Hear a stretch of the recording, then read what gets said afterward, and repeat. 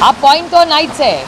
शेतकऱ्यांना सरकारनी भरपाई द्यायचीच असते. हा कायदा या देशाचा जो मनमोहन सिंग साहेबांनी केलेला आहे. एक तुम्हाला माहिती आहे का नाही मला माहिती नाही, पण जेव्हा तुम्ही 1 रुपयाचा जमीन घेता कुठल्याही शेतकऱ्याची, त्याला 4 पट भाव मिळाला पाहिजे. हा अधिकार शेतकऱ्यांना डॉक्टर मनमोहन सिंग साहेबांच्या UPAच्या सरकारने दिलेला आहे. त्याच्यामुळे ते जेव्हा पैसे देतात म्हणतात ते काय उपकार करत नाही आहे कुठल्या शेतकऱ्यावर. आणि शेतकरी जर जमीन द्यायलाच तयार नाही आहे तर विकायचा विश्वास येतोच कुठे विषय.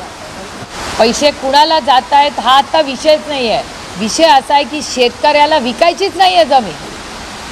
शेतकऱ्याला जमीन एकीकडे विकायची नाही आहे आणि दुसरीकडे फायनान्स मिनिस्ट्रीनीच ऑब्जेक्शन घेतलेत ना लोन घेण्यावर. त्याच्यामुळे खिशात पैसे नाही असं मी म्हणत नाही आहे, सरकारचा फायनान्स मिनिस्ट्री म्हणते आणि त्यांनी सिरियस ऑब्जेक्शन्स केलेले आहेत. त्याच्यामुळे हा आर्थिकच इम्बॅलन्स आहे सगळ्या राज्यात आणि प्रचंड लोन महाराष्ट्रावर आहे. आणि 22% तुमचं बजेट जर फक्त इंटरेस्ट भरण्यातच जाणार असेल तर राज्याचा प्रोग्रेस पुढे कसा होणार? प्रवास राज्याचा प्रगती कशी होणार? शिक्षण आरोग्य याच्यावर पैसेच नाही सरकारकडे असं सरकारचा डेटा सांगतो.